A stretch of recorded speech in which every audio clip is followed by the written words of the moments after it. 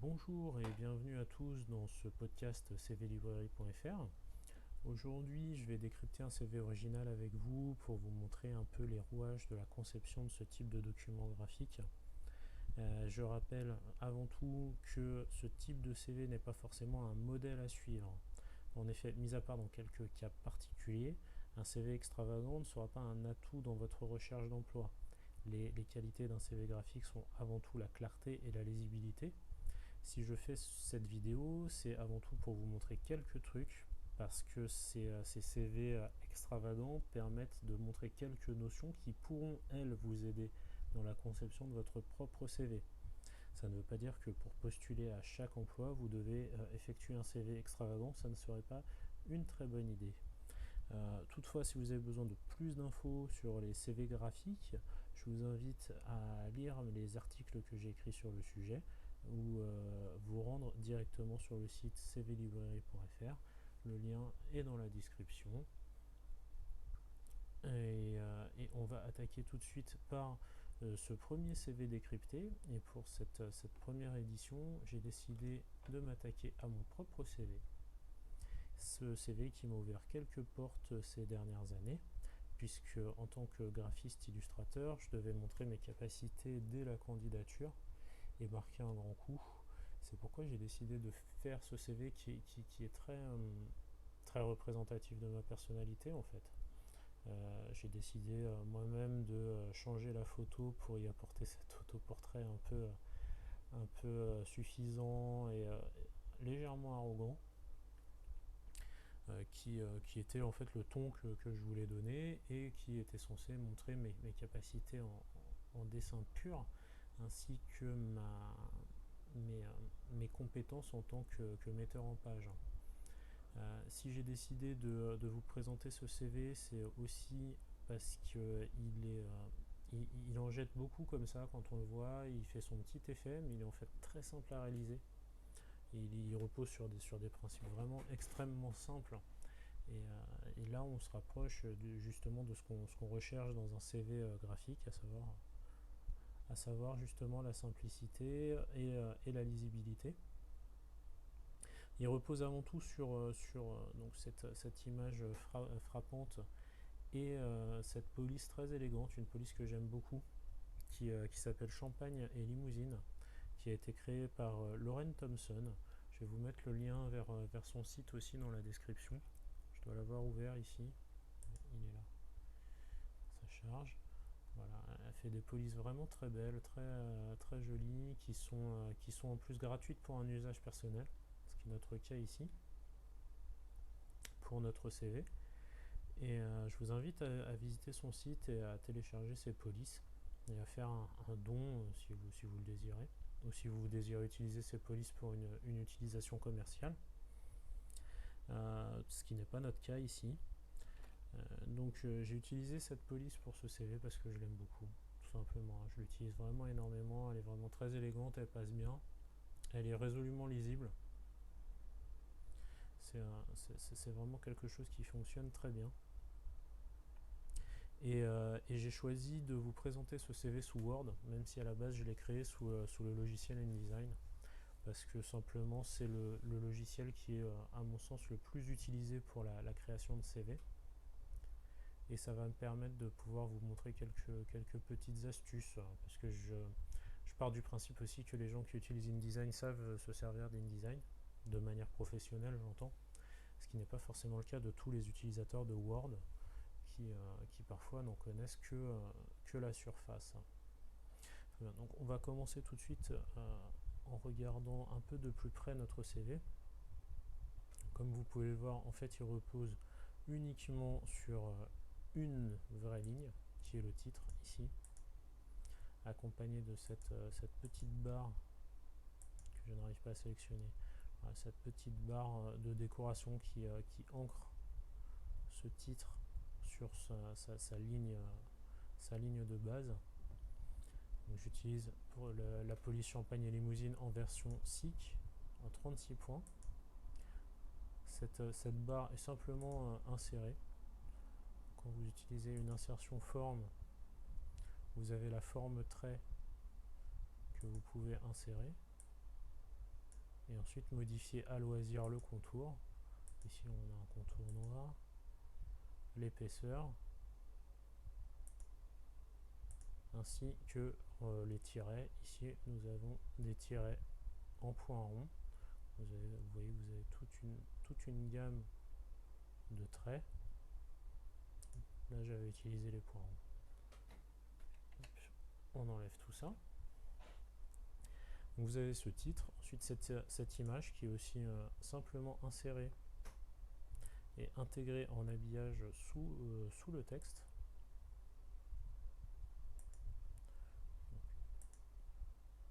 Donc, vous insérez votre image ici. Donc, ici notre petit autoportrait. Si je la sélectionne pas, ça marche beaucoup moins bien. Je refais une petite insertion, c'est un peu n'importe quoi ce que je fais là. Et vous voyez, vous pouvez lui assigner un habillage, donc par défaut il est aligné sur le texte, c'est ça qui fout en l'air toute notre mise en page. Et vous pouvez l'assigner avec un habillage donc carré, avec le texte qui va aller tout autour de votre image, et rapprocher, la même chose, sauf que vous n'aurez pas... Si vous êtes en habillage carré, votre habillage il va s'arrêter sur les bords. Si vous êtes en habillage rapproché ou au travers, ça va se rapprocher au maximum de votre image. Bon, là ça ne servira pas à grand chose vu qu'on a beaucoup de blanc autour, ça va tout quand même s'arrêter en carré. Nous, on va plutôt s'intéresser aux habillages derrière le texte et devant le texte. Si vous utilisez un habillage derrière le texte, vous voyez que vous aurez en fait votre image en fond d'image, le texte va venir par-dessus, et à l'inverse, si vous lui demandez de venir devant le texte, votre image va masquer le texte. On va l'effacer aussi, puisque elle ne nous sert à rien. Donc une fois que votre image est installée, j'avais un petit blanc au niveau de l'épaule, une petite retouche que j'aurais pu faire sous Photoshop, mais pourquoi faire sous Photoshop quand on peut réparer directement sous Word? J'ai simplement rajouté une forme aussi, j'ai inséré une forme libre. L'avantage de la forme libre, c'est justement qu'elle est libre. Vous pouvez soit l'utiliser en magnétisme comme ça, à chaque fois que vous cliquez, vous avez une dépose d'un point qui va créer la forme. Et si vous cliquez, que vous gardez votre point maintenu et que vous continuez à dessiner, vous voyez votre forme. C'est comme ça que j'ai pu réaliser l'arrondi de l'épaule en fait. Quand vous lâchez, il considère que c'est un point et vous pouvez repartir. Si vous double-cliquez, vous fermez votre forme. Et là, nous avons cette forme magnifique que nous allons remplir de noir pour voir à quoi elle ressemble. Et vous voyez, vous pouvez modifier et aussi lui assigner un habillage de texte. Donc ici, elle est devant le texte, elle masque le texte. Si on change l'habillage, ça va vous foutre en l'air toute la mise en page. Boum! Donc vous voyez, en carré, Word crée un carré autour de votre forme qui fait que votre texte s'habille vraiment autour. Si on va se rapprocher, notre texte se rapproche. Si on passe au travers, bon, il n'y a pas trop de changement. Ici, on va avoir du texte au-dessus et en dessous. Et si on modifie encore, on peut passer dessous ou dessus. C'est ainsi que j'ai créé cette épaule. Ensuite, j'ai simplement inséré le texte au kilomètre dans un tableau.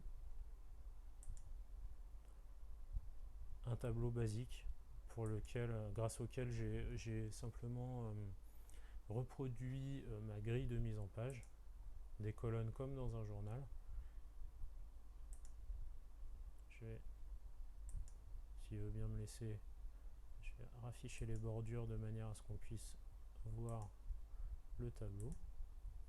Donc j'ai inséré mon texte après l'avoir soigneusement écrit. Hein. Il ne s'agit pas ici d'écrire au kilomètre directement dans votre document vos expériences. Il faut vraiment travailler le fond en amont avant même de penser à créer un design pour votre CV. Il faut vraiment être sûr de votre fond. Donc n'hésitez pas à y passer du temps, à faire des brouillons, à sélectionner vos expériences, à sélectionner les mots.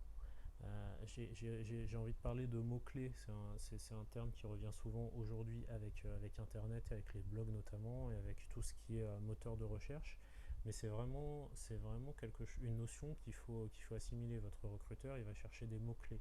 Il va vouloir avoir votre nom, votre adresse, vos coordonnées, vos compétences, votre formation, votre expérience. Tout ça, ce sont des mots-clés qu'il faut savoir maîtriser pour pouvoir attirer l'attention des recruteurs.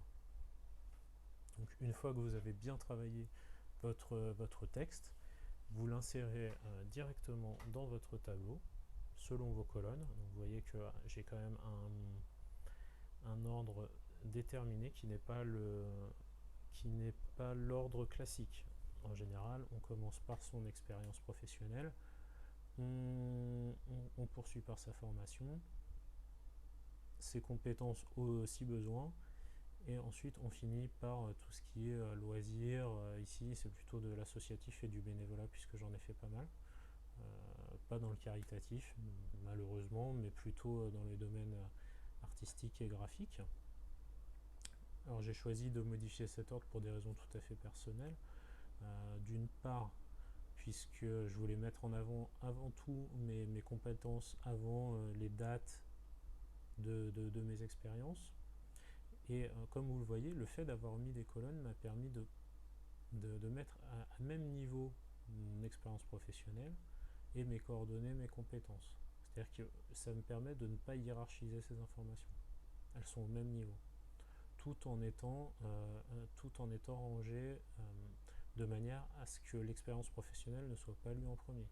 Vous allez d'abord lire mes coordonnées, mes compétences, ma formation, mon expérience bénévole, et ensuite voir mon expérience professionnelle. En raison d'une grande disparité dans mon expérience en fait. C'est pourquoi j'ai choisi de personnaliser au maximum mon CV en vue du poste auquel je postulais et pas forcément en fonction de ce que j'ai fait avant par le passé. Mais bref, je digresse. C'est juste pour expliquer, si vous vous posiez la question pourquoi j'ai intégré mon texte dans cet ordre-là, c'était pour ça. Donc une fois que mon texte était fait au kilomètre, il me suffisait de faire ressortir les titres. Pour ça, c'est pareil, je vous invite à faire un brouillon d'abord, à savoir quelles sont les informations que vous allez faire ressortir, quels sont vos titres et quelle est la hiérarchie de vos titres. Vous voyez que j'ai une hiérarchie. J'ai ici mon titre principal, mes sous-titres dont mon nom fait partie.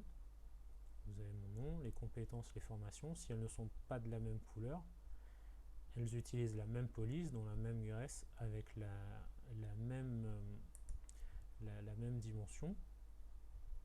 Donc ici, vous voyez, Champagne et Limousine SIC en 18. Et je les ai regroupés en style, en fait. Une fois que vous avez votre texte au kilomètre, il vous suffit de déterminer vos styles et de les enregistrer ici dans cette fenêtre en cliquant, comme vous l'avez vu, sur ce petit bouton. Vous sélectionnez votre texte, votre titre une fois que vous l'avez mis en forme. Vous lui demandez de créer un nouveau style. C'est mieux de les nommer. C'est mieux de les nommer. Vous voyez ici, j'ai titre 1, titre associatif, titre entreprise, titre formation. Donc le titre sans interligne, le sous-titre qui correspond donc en fait à mes titres intérieurs, mes dénominations d'expérience, et le texte normal qui est ici. Vous voyez qu'à chaque fois que je clique dans le paragraphe, il me signifie de quel style il s'agit. Ici j'ai un sous-titre, ici j'ai le titre associatif, titre entreprise, puisque les deux correspondent, ces deux titres-là. Comme je vous le disais, j'ai volontairement fait en sorte qu'ils se trouvent au même niveau. Ici le titre 1 qui était le titre classique, et ici je reviens dans du texte normal. Et ici, vous voyez, je n'ai pas de style, puisqu'en fait il s'agit d'un texte normal que j'ai modifié.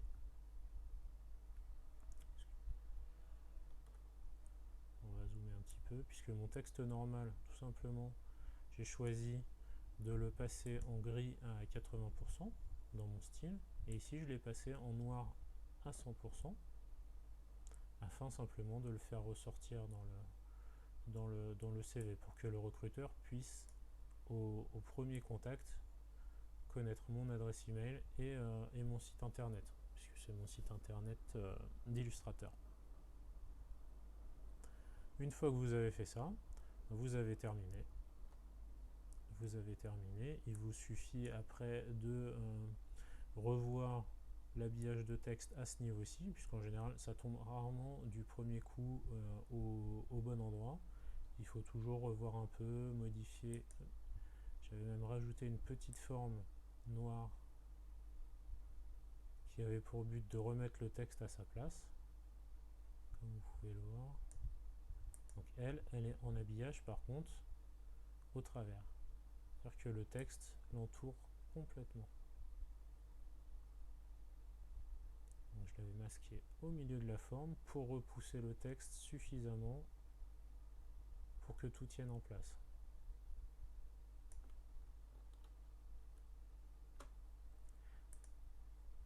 Une fois que vous avez fait ça, votre CV est terminé.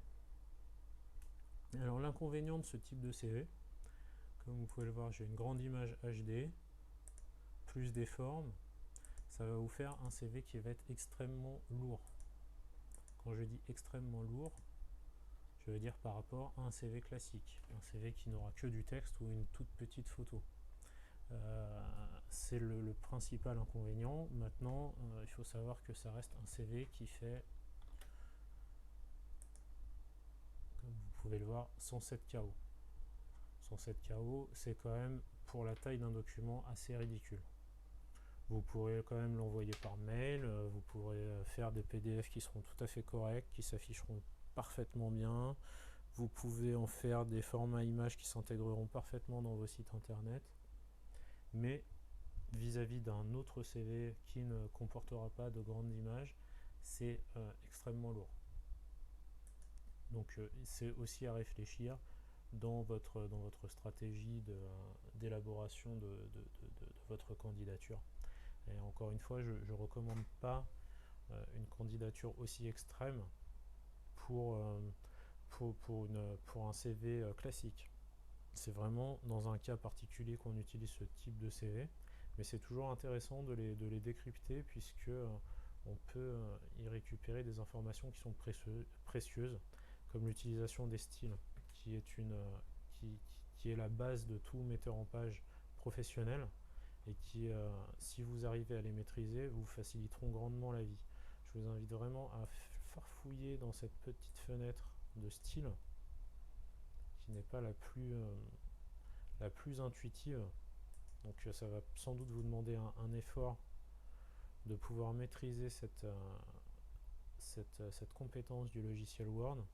Mais une fois que vous aurez bâti tous vos styles, une fois que vous aurez bien compris cette méthodologie, je vous garantis que vous allez gagner énormément de temps et que vous allez pouvoir mettre en valeur votre candidature de manière vraiment phénoménale. Donc, je vais m'arrêter là pour ce décryptage de CV. Donc, la prochaine vidéo sortira dans une quinzaine de jours, normalement d'ici 2 semaines, vendredi d'ici 2 semaines. Je vous invite à la voir, à partager vos commentaires, à me donner votre avis sur cette vidéo et ouvrir le débat dans les commentaires ou sur le site CV Librairie. D'ici là, portez-vous bien et à bientôt.